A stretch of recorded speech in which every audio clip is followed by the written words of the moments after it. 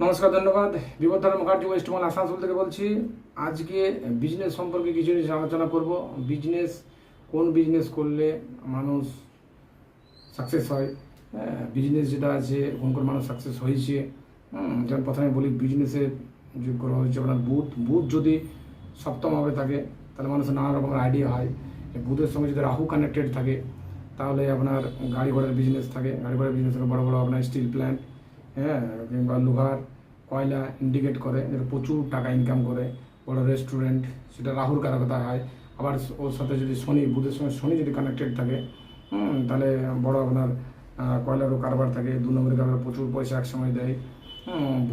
বুধ যদি আপনার শুক্রের সঙ্গে কানেক্টেড থাকে তাহলে আপনার জুয়েলারি বিজনেস, আপনার যেটা আছে প্রসাধনী দ্রব্য, যত রকমের কসমেটিকের যে বিজনেসগুলো আছে ওগুলো হয়।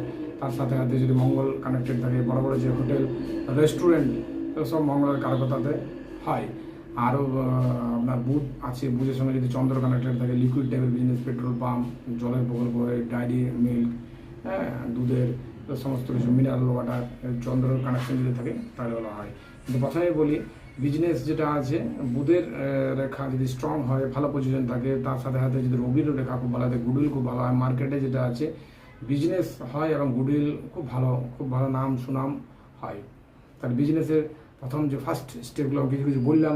নেক্সট পরবর্তী ভিডিওতে আবার বিজনেস যেটা সাকসেস পেতে হলে কী করতে হবে, বাস্তুর এর জন্য কী দরকার, এর জন্য কী প্রেডিকশন করতে হবে, কোন স্ট্রং রত্ন ধারণ করতে হবে, আর কিছু কিছু যে বিজনেসের প্রবলেম হচ্ছে তার জন্য কী লাগবে, পরের ভিডিওতে অবশ্যই বলবো। চ্যানেলটাকে সাবস্ক্রাইব করুন। নেক্সট ভিডিওতে আপনাদের অবশ্যই জানাবো। নমস্কার।